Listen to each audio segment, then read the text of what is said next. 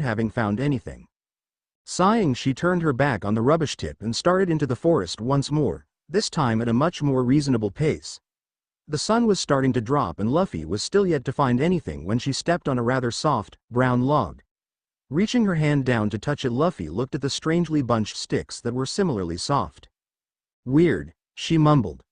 Yanking one off the log, Luffy jumped in surprise when a screech came momentarily after. The log shifted, revealing two very yellow and very angry eyes glaring intently at Luffy. Luffy's face broke out into her signature grin as she realized that she had found dinner for the evening. Snapping its gleaming teeth, the forest creature had taken on more than it could handle as Luffy dodged its advances as if she was avoiding her grandfather's fists of love. Whilst Garp frequently managed to connect his fist with the young girl's head, the creature was having no such luck, and it was quickly, like anything Luffy wanted to eat, finished off and being carried towards the bandit's place of residence. Dumping the body outside the front door, Luffy moved aside as Dayton's followers swooped in and cut up the meat into edible portions. Once the meat was cooked, Luffy inhaled her share and continued to watch the others around the cabin, waiting for someone she could poach more food from.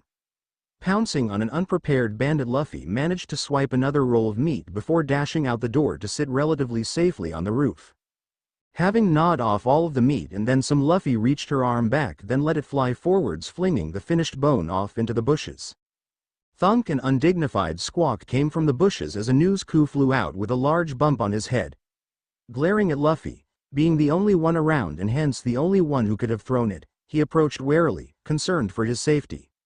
Even though Luffy had become a surprisingly good customer over the past 2 months, always eagerly scrambling to get hold of the paper, it didn't erase his fear of being eaten. Maybe not to Luffy personally, but he'd seen many a news coup go missing after encountering a pirate or the like.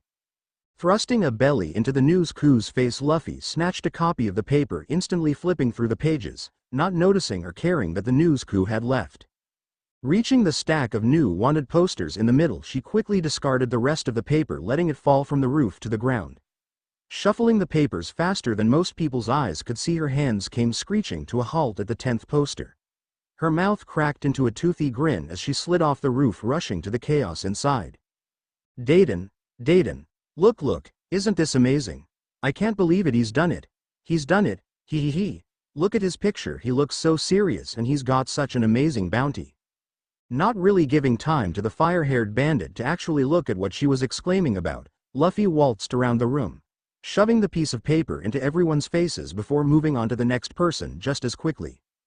Dogra and Dayton looked at each, still not completely certain of what was going on. "Do you think? Number it couldn't possibly be." They looked at each, then over to Luffy before looking back to each other. Dayton was the first to react, lunging at the speedster and miraculously catching her in a headlock. "OWW. Crazy old woman, let me go." Whilst Luffy struggled, Dogra snuck up, swiping the poster from her grasp. Refusing to let go of Luffy despite the flailing limbs, Dayton looked over to her companion, raising an eye at his trembling form. "He's done it. He really has." Dogra switched the poster around so as Dayton could see it. Wet wells popped up in the corner of her eyes. Not that she'd ever admitted if anyone pointed it out. Finally squeezing out of her grip, Luffy quickly regained possession of the poster, her face-splitting grin back in place as she rushed around the room gathering some supplies before sprinting over to the wall that already held two posters. Holding the new poster above the other two, Luffy lined up a nail and gave it a swift bang. Luffy took a step back as everyone else gathered in, closely examining the wall's newest addition. Fire Fist Ace, dead or alive, 20 million belly. Once everyone had scrutinized the teenager's first wanted posted, boisterous laughter started raining out, with people pulling out barrels of sake in order to fully celebrate. If one thing for the rest of the night was certain, it was that no one would be heading to bed anytime soon. Makino's Monday Makino finished wiping down the last table in the corner of the tiny bar, releasing a breath of quiet achievement that she'd finished her first task of the morning. Whilst the open sign had been hung up outside for the past hour, there had yet to be a single customer come through the door. She didn't mind the hectic ways her business could get, with drunken pirates or even bandits. In fact, she preferred it to the slow days. Her favorite customers in all her years of owning the bar were definitely Captain Shanks, his crew, and the little pocket full of energy that made up Luffy's being. Plopping herself down on the stool that was usually occupied by said ball of energy, Makino let out a sigh. She couldn't believe that it had been over 10 years since Luffy had consumed the devil's fruit. Remembering the expression of surprise and anger combined with a genuine fear for the girl that Shanks had, Makino couldn't help but giggle. He had been so angry at the little girl, but when he tried to grab her he completely missed, with Luffy managing to work her way behind the bar before anyone had time to realize what had happened. Whilst Makino had admittedly been a little frightened by the whole situation at the time, the reactions of both Luffy and Shanks were quite comical upon reflection. However, today there were no street racers or red-headed captains, just Makino. Pushing herself off the bench, she made her way around the small bar area, wiping down glasses that already gleamed with cleanliness, a fruitless attempt to distract herself. Truth was, Luffy had left. She hadn't even stuck around for a birthday celebration. Makino had been there to see her off, as had the mayor and Dayton. Just as they'd done for Ace, but it felt different this time, almost as if she was sending off her own daughter. Luffy's antics had become routine for Makino, and she knew it was the same for the other villagers. If it was silent when Ace had left, then the town could only be described as dead. The children still played, and everyone was still about doing their daily chores, but it wasn't the same. It was like the life of the town had left with Luffy, and in a sense Makino thought it had. Luffy had touched the hearts of everyone, even the mayor, who thought that all Luffy did was cause trouble. He too cared and had been affected by Luffy's magic. The twinkling of the doorbell pulled Makino out of her musings to focus on the figure whose frame filled next the entire doorway. The color drained slightly from her face as she switched on a smile that hopefully looked somewhat sincere. "Garp, what a surprise. We didn't know you were in the area." "Bawawawa. You didn't expect me to miss my only granddaughter's 17th birthday, did you?" Makino's sweat dropped as she looked over the obliviously cheerful Vice Admiral now seated in front of her. "Ah, Garp. Luffy's birthday was last week, on the 5th. It's the 12th today." Makino took a step closer to the back of the bar as the Marine toppled backwards off his stool. Scrambling to regain his composure, Garp jumped off the floor back into his seat, acting as if it hadn't happened at all. "Ah yes, well, we might have been slightly delayed by the possibly long shortcut detours that took us." Makino stood silent as she blinked rapidly at Garp. "You mean you forgot, and when Sengoku reminded you on the 5th that it was Luffy's birthday you rushed out here?" Color rose in his cheeks at being caught out by the young bartender. Rubbing the back of his head, Garp opened his mouth to speak when he was interrupted by the chiming doorbell. "Makino, it's too quiet. I want Luffy to come by."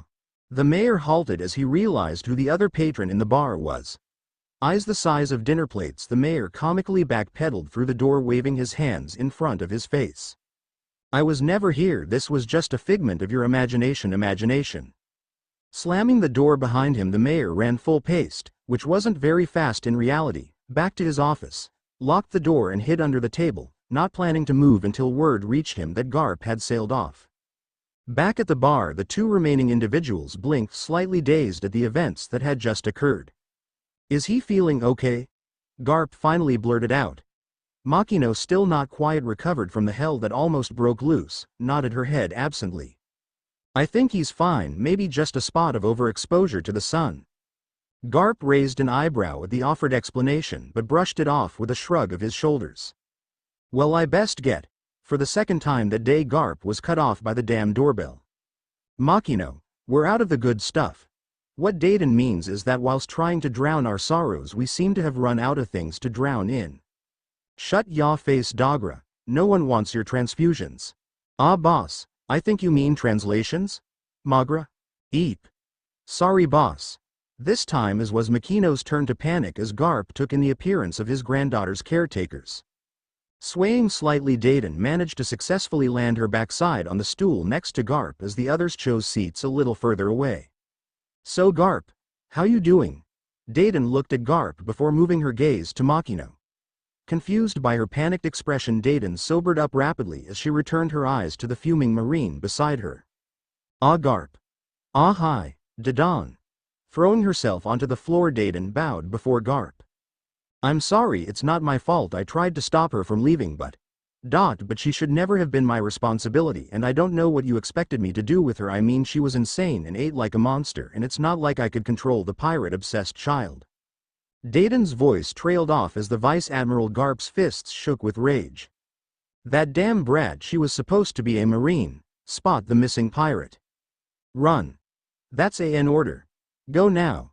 Deep breaths shuddered out of the fire wielder as he stood face to face with one of the four emperors of the sea. He would not lose. His fight with Jinbei was exhausting, but he had enough strength for this. Charging towards the man, Whitebeard's huge arm slamming him down, and the pain that followed was the last thing Ace remembered before the darkness took hold. On deck, 1st Division Commander Marco paced across the deck of the Moby Beep, looking out over the ocean in a slow game of spot the missing pirate. The process of striding from one end of the ship to the other continued for 10 minutes as Whitebeard watched his son with mild amusement. Finally stopping in the middle of the deck, Marco looked out toward the prow of the boat. Not finding what it was he was looking for, he craned his neck to gaze at his relaxed captain. Thatch has been gone for a while now, Pops. You sure you don't want me and the boys to go and check it out? No, he'll be fine. They shouldn't be too much longer. Give him a few more days. Whilst he didn't usually break his cool demeanor, Marco was worried about Thatch. It was strange for him to run over a week late when off on a mission. In fact, it was more than unusual, it just didn't happen. Ever, but if Pops said it'd be okay, then he would trust that. Ace jerked upright, grabbing his head as he tried to think back to what happened. The room he was in appeared to be some kind of storage room with what appeared to be rum barrels pushed to one side to make room for the bed he was currently sitting in. Throwing off the thin blankets, Ace headed to the door and made it to the railing before slumping awkwardly onto the gently rocking ground. How could he have lost? And to the man that was said to be equivalent to him. His hands grasped his head again. How could he ever find his purpose if he was always in that man's shadow? A new surge of determination flowed through his veins. He could do it, and he would. Whitebeard's head would be his, and then no one would doubt he had surpassed him. Sneaking slowly and softly, Ace made his way to the mast behind Whitebeard's chair. Pulling out his knife, he threw himself towards the old man, concentration creasing his brow. Whilst a connection was made, it wasn't Ace's desired one, as he was sent flying down the deck of the large ship and skidded to a halt what felt like hours later.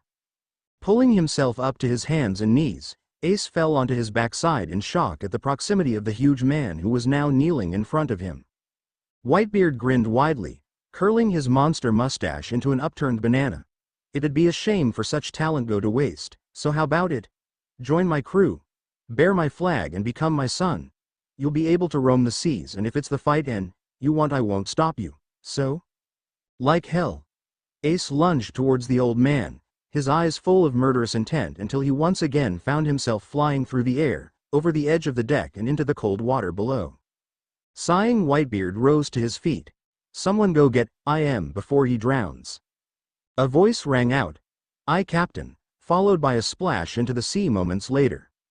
Shaking his head, Whitebeard settled back into his chair as he watched a couple of the men pull up the brat and one of his sons onto the deck, whilst a few others scurried around carrying pieces of wood waiting to fix the rather dangerous hole in the railing.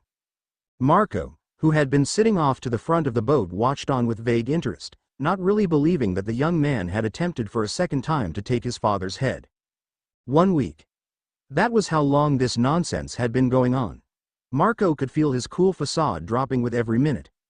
Not only had Thatch still not returned, now 2 weeks overdue, but this new brat had still not given up.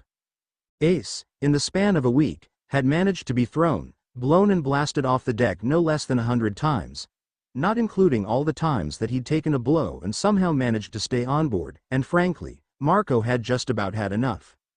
"Yoy, Thatch is so much better at these things than I am." He looked back down to the bowl of soup he was carrying. It was nothing much, a bit of meat and vegetables in a broth type thing. He didn't know, there was a reason why he wasn't let into the kitchens often. Marco released a soft sigh. Some peace offering had to better than none. Walking slowly towards the fiery young man in more ways than one, Marco placed the bowl down beside Ace before giving him some space. Ace looked at the food. Every fiber within his body was yearning to eat the food he'd been offered. This was the closest to food he'd been all week. Sure, there was food stored in the room he was in, but there was no chance he was going to touch it, but this. No, he wouldn't. His gaze shifted from the bowl to his knees, then to the retreating figure of Marco, who had thought it would be best to just leave Ace to his own devices, having not received any kind of response as of yet. "Why do you all call him Pops?" Marco stopped in his tracks, surprised that he had actually managed to get something out of him. Making his way closer to Ace, Marco thought about his answer. Why did they call Pops, Pops? He'd never really thought about it before, it had just been so natural to accept Whitebeard when he'd. "We call him Pops, because he's our father." Not quite registering the look on Ace's face, he thought it best to continue. "No matter where we were from, we were all once outcasts, but Pops offered us something more. We belong here.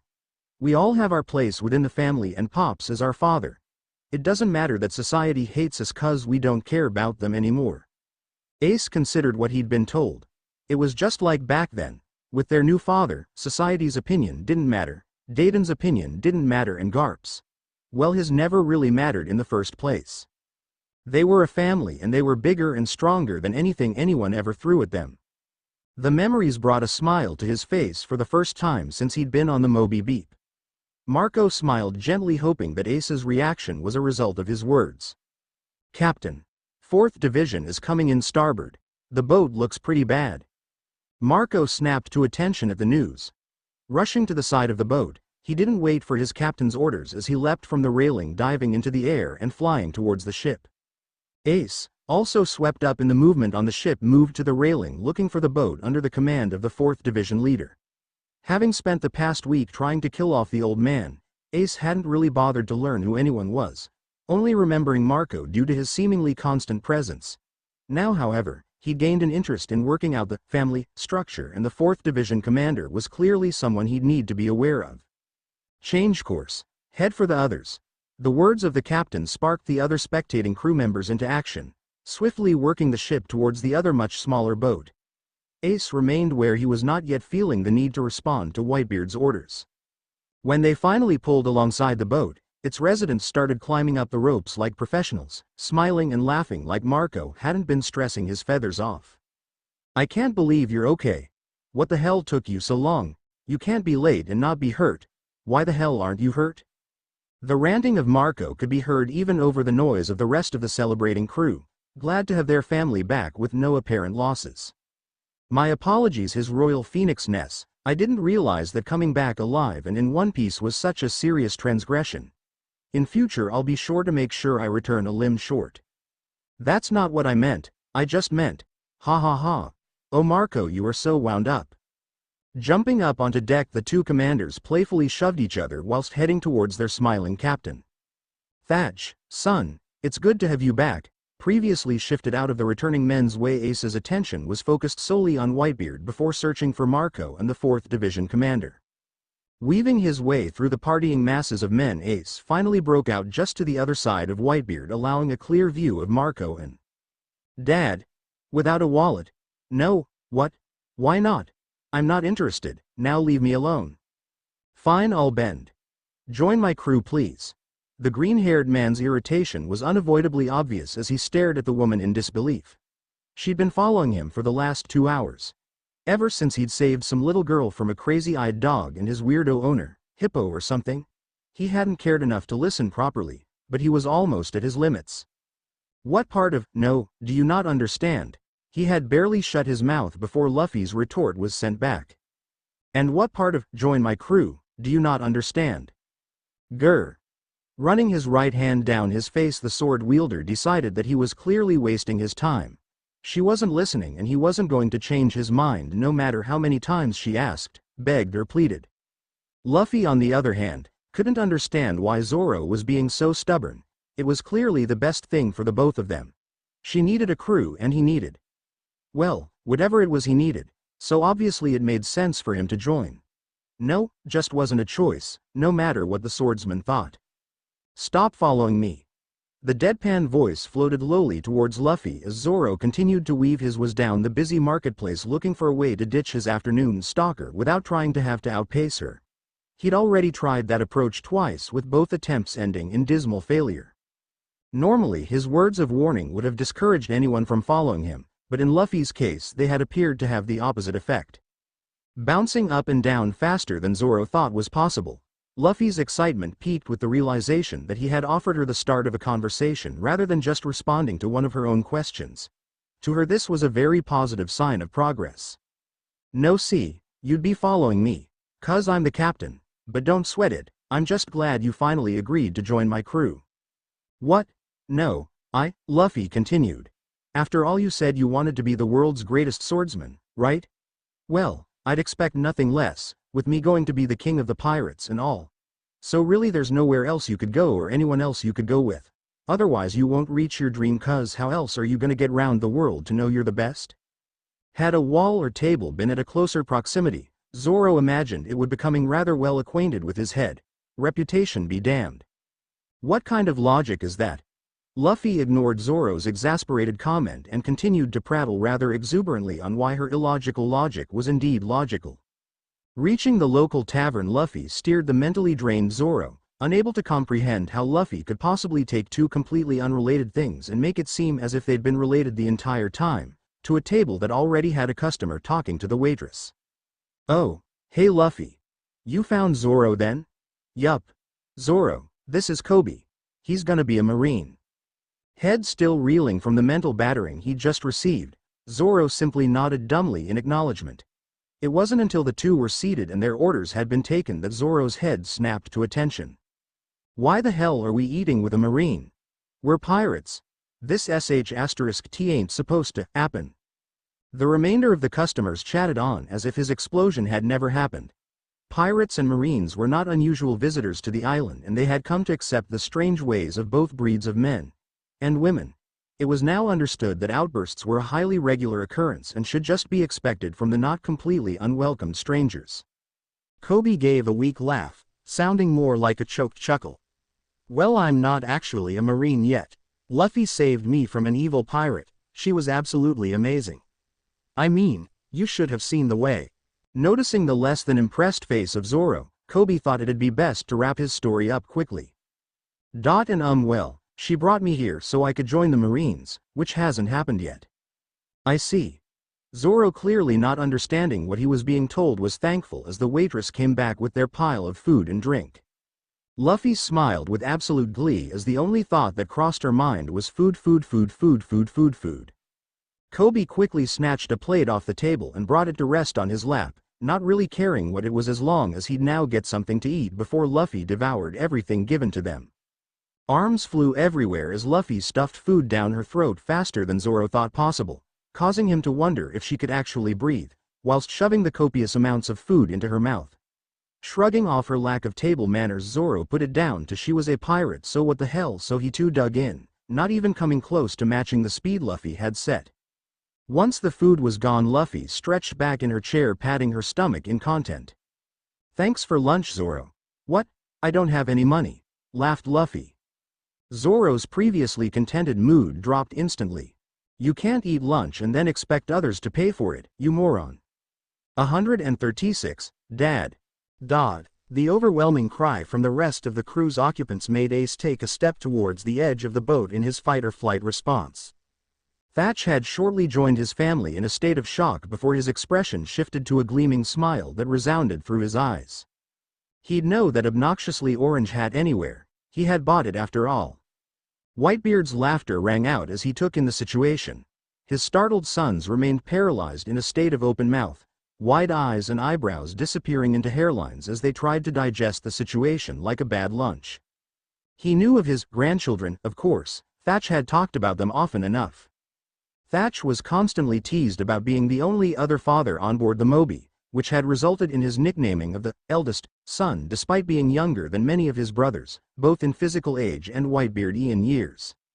It was also no secret that Whitebeard held a certain interest for his unofficial grandchildren, keeping an eye on the young ones in the newspapers to see if any matched that of the elusive Luffy and Ace. It was therefore a surprise to see his own children act as if the possibility of meeting any of Thatch's children was the same as the Marines boarding to invite them to a tea party.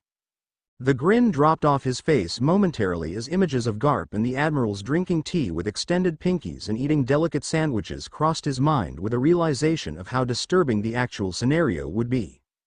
Thatch's change in expression, however, was enough to spur Ace forward and into his father's arms, briefly reverting back to his 10-year-old self. "Dad." "Oomph." Thatch shifted his left foot back slightly to take the weight of his grown son that had seemingly forgotten that he was almost 3 times his old size and now built of solid muscle. Thatch returned the offered embrace, noticing that despite all of Ace's growth he still remained shorter than his own frame, which was admittedly a pleasing thing for Thatch. He could imagine the torture he would have had to endure from Marco if his son had turned up bigger and stronger than he was. Ace had always been the least emotional towards him of all of his children, often avoiding displays of affection with any excuse he could come up with. Hugs are for girls was the most frequently used from memory, but this was definitely one time that Thatch would let the past slide. Finally pulling back, Ace's grin radiated with happiness as he bounced up and down with childish excitement, looking to the man whose opinion meant more to him than he ever thought possible. However, before anything could be said, Ace was whisked out from in front of Thatch by Marco.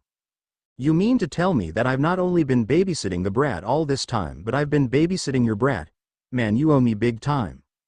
Marco's continuous ranting was tuned out by Ace and Thatch as they just smirked at each other over Marco's shoulder. Yeah, I'll take you out for a drink when we hit port, Your Highness." Weaving around the comically fuming Marco, Thatch clasped Ace by the shoulder, guiding him closer towards Whitebeard. "Hey Pops, sorry I was late getting back, we ran into a minor issue." "A minor issue? Your ship is in tatters. That is not minor."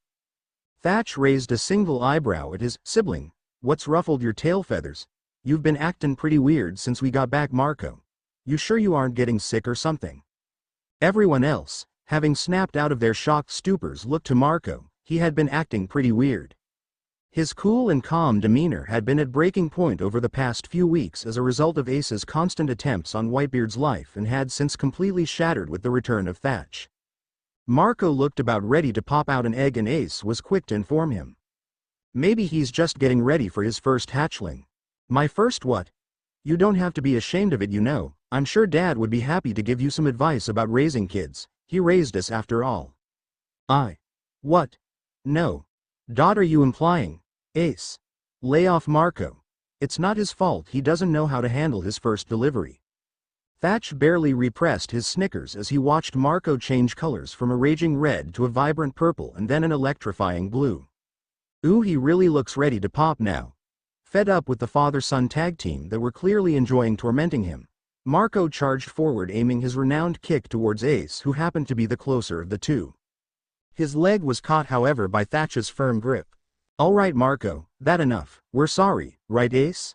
When the silence dragged on longer than Thatch was happy with, he gave Ace his best, apologize now or else, look that he had not lost.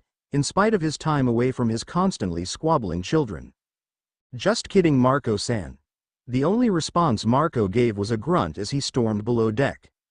"That was a bit too far, Thatch. He's been worried about you." Thatch looked the most sheepish Ace had ever seen him as he addressed Whitebeard. "Sorry, Pops, I'll talk to him later."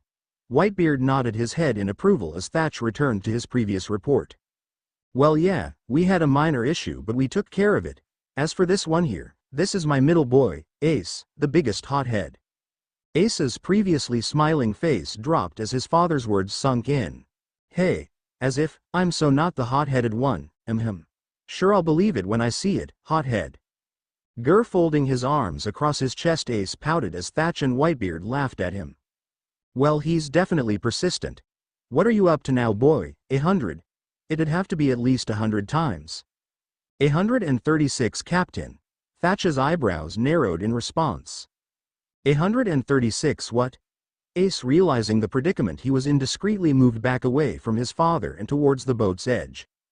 136 times he's attempted to take Pop's head, was the response given from a still disgruntled Marco, who had since returned from below deck to witness his reaction to this little nugget of gold. "You tried to do what? Heh heh heh, eh? Well, you see." The murderous glint in Thatch's eye forced Ace into a flat-out sprint as he headed to the other end of the boat, which would end up being a fruitless attempt to escape the wrath of Thatch. Desert Storm. The desert sands were harsh against his eyes, but it did not deter the man as he stood facing towards the eastern seas. His heavy cloak rustled around his frame as he thought about how much there was that still had to be done. It would take at least 2 years, 3 probably at the current state of things. It was not helping that Eva had gone and got himself caught by the government.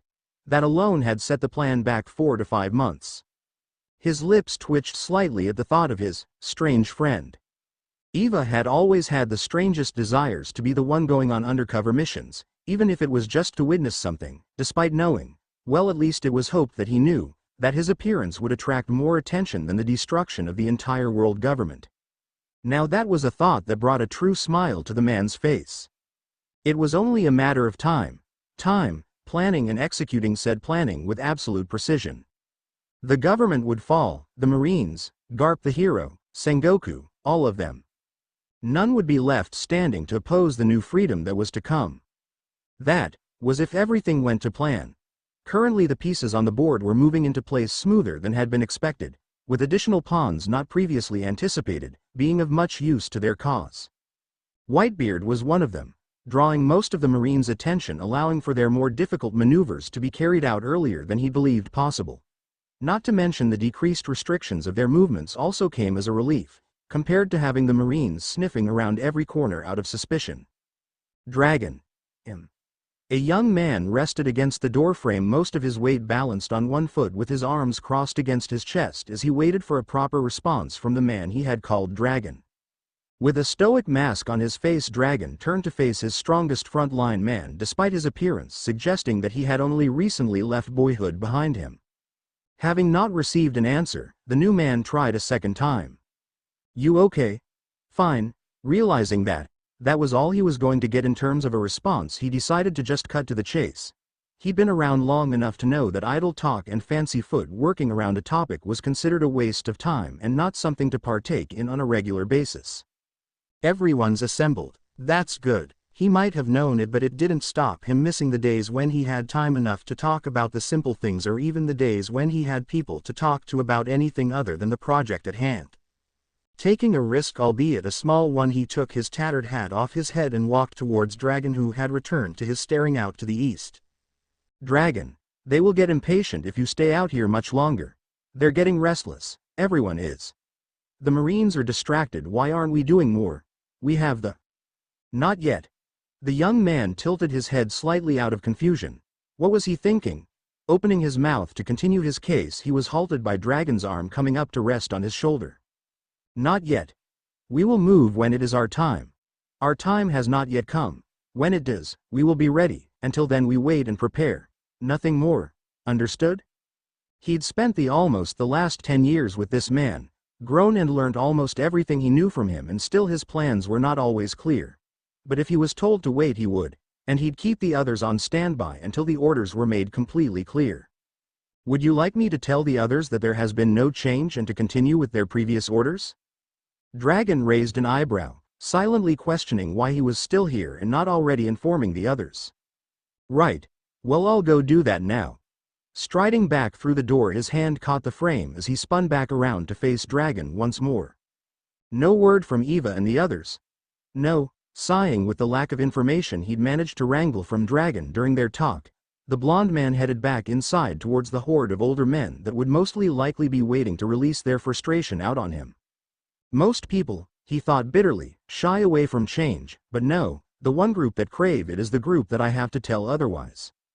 Crossing the threshold into the Seeking's den, he winced ever so slightly as the arguing stopped and the expectant expressions came at him full force. This was not going to be fun.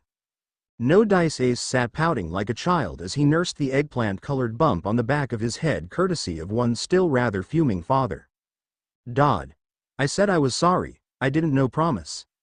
His whining was amusing Marco to no end.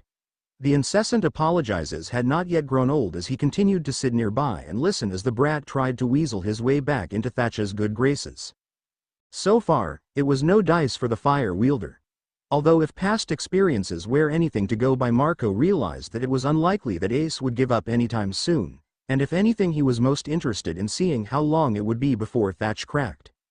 Marco smiled, shifting in his seat as Ace's posture changed and a new mischievous glint appeared within his eyes. It may take him a while to openly warm to the kid, but if he was going to produce as much entertainment as he had been so far, things might just work out faster than previously thought. Hey Dad? Dodd? Don't make me do it, Dad. You don't really want me to do it, do you? I will. Expanding his lungs to full oxygen capacity, Ace tilted his head back slightly in preparation. Daw. Don't you dare. Thatch's hand plastered itself over Ace's mouth, his other resting, or squashing depending on whose side you were on Ace's head.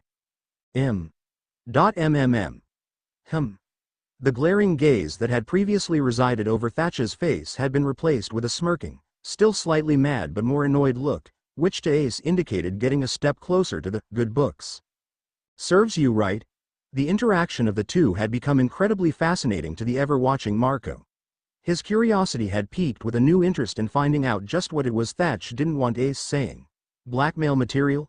Marco hoped so. Thatch may have thought he'd won, but Ace knew better. Marco knew better too as the glint grew stronger in Ace's eyes. It was Ace's overconfidence that led to the searing disappointment in both himself and in Marco when the slippery trail of saliva failed to break Thatch's grasp. Not a chance, kiddo. Ace's shoulders slumped. Surely that had not worked, Ace thought furiously. It always worked. Bugger. In that case, Ace knew he only had his final drawcard left. If this didn't work, he'd be spending a lifetime apologizing. Ace. Why, you little bugger, don't you fall asleep on me? Dropping his hands to grasp Ace's shoulders, Thatch shook him back and forth like a rag doll being held above a girl's head by the local bully. Marco silently sweat dropped as he watched the scene in front of him, and Thatch was supposed to be the more mature of the two of them. How exactly? Firestarter. Careful. I am being careful.